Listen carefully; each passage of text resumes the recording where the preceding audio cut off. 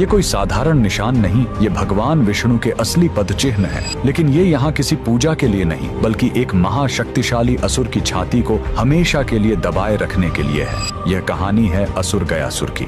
लेकिन रुकिए, वह कोई पापी या दुष्ट राक्षस नहीं, बल्कि भगवान विष्णु का इतना बड़ा भक्त था कि उसने कठोर तपस्या करके भगवान ब्रह्मा से वरदान पा लिया। वरदान था, जो भी मुझे देख लेगा या छू लेगा उसे सीधे मोक्ष मिल जाएगा। यह वरदान इतना शक्तिशाली था कि हर पापी भी सीधे मोक्ष पाने लगा। स्वर्ग नर्क खाली हो गए और यमराज का काम ही बंद हो गया। जब प्रकृति का संतुलन बिगड़ा तो देवताओं ने एक दिव्य छल किया। उन्होंने गयासुर से उसकी पवित्र देह पर यज्ञ करने की अनुमति मांगी। जैसे ही गयासुर लेटा, वह हिलने लगा। तब ब्रह्मा जी ने मृत्यु के देवता यमराज को आदेश दिया कि वो अपने लोक से एक विशाल धर्मशिला लेकर आएं और गयासुर की देह पर रख दें। लेकिन गयासुर फिर भी हिलता रहा।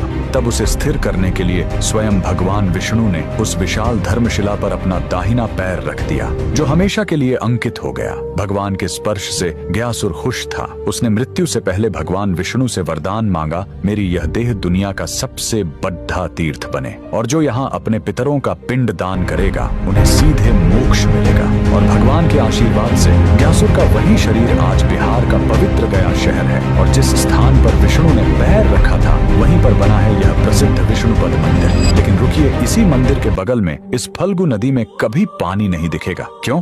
कहते हैं, जब भगवान राम और लक्ष्मण अपने पिता के पिंड दान की सामग्री लेने गए थे, तब राजा दशरथ की आत्मा स्वयं प्रकट हो गई और उन्होंने माता सीता से ही पिंड दान मांग लिया। तब सीता जी ने फल्गु नदी की रेत से ही पिंड बनाए। उनके हाथों में रेत भी अन्न के पिंड के बराबर हो गए। और फल्गु नदी एक गाय और एक ब्राह्मण को गवाह बनाया। लेकिन जब राम जी लौटे तो उन्हें इस बात पर विश्वास नहीं हुआ कि बिना सामग्री के पिंड दान कैसे हो सकता है। और राम के अविश्वास को देखकर तीनों गवाह डर गए और झूठ बोल गए। तब क्रोधित होकर सीता जी ने तीनों को श्राप दे दिया और फल्गु नदी को श्राप मिला कि तुम हमेशा सतह के नीचे ही बहोगी। कमेंट में जय श्री विष्णु जरूर लिख